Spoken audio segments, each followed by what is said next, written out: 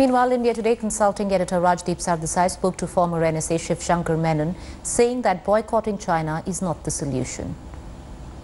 The fact, Mr. Menon, is that there have been 12 rounds of talks and now it's escalated to the level of Major General. So obviously it's far more serious than one might have feared initially. There have also been reports of border skirmishes that have actually taken place in early May. So clearly it's not business as normal, with the two sides perhaps disputing what constitutes the line of actual control. This seems to have gone a step beyond that, which has forced us to escalate in a way the nature of the dialogue as well. I agree with you that this is not business as usual. This is not the normal difference in perception of where the LAC lies.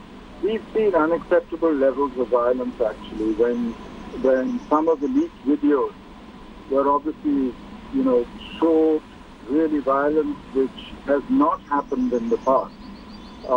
These and the facts and all the things that I mentioned earlier showing that this is a changed pattern of behavior.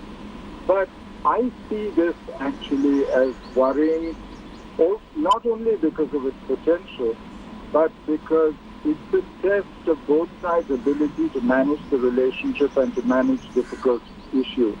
If China has changed her behavior and her attitude, then it will have major implications for the relationship between India and China in the future. Mr. Menon, the Indian reaction, at least the political reaction, has varied between elements close to the government saying, let's boycott Chinese goods. So a form of Indian counter-nationalism, if you would like to call it that. And then you've got the opposition, the likes of Rahul Gandhi, saying the government must be more transparent. Tell us what is happening at the border. Some elements in the opposition suggesting this is another Kargil where the enemy has gone and occupied Indian heights and we don't know what's really happening. These two very, very contrasting in a way, reactions. Where do you stand? Is an economic boycott or calling for more transparency perhaps the answer to a very, very sensitive situation on the border? Well, about, accountability and responsibility, is this an intelligence failure, etc., etc. Right now we're in a crisis. And I think as India, we need to handle the immediate crisis, get the Chinese to restore the status quo, go back, whatever.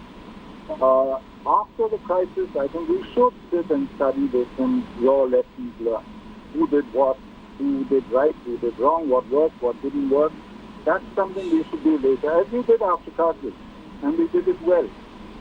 And it changed the way we worked, etc. About a boycott, I'm not sure that might give you some emotional satisfaction. But I don't think that's going to deter the Chinese from doing what they're doing militarily along the line.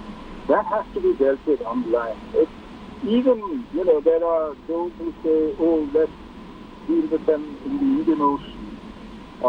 Let's find a maritime answer to this. They, after all, depend on Malacca, Straits of Hormuz.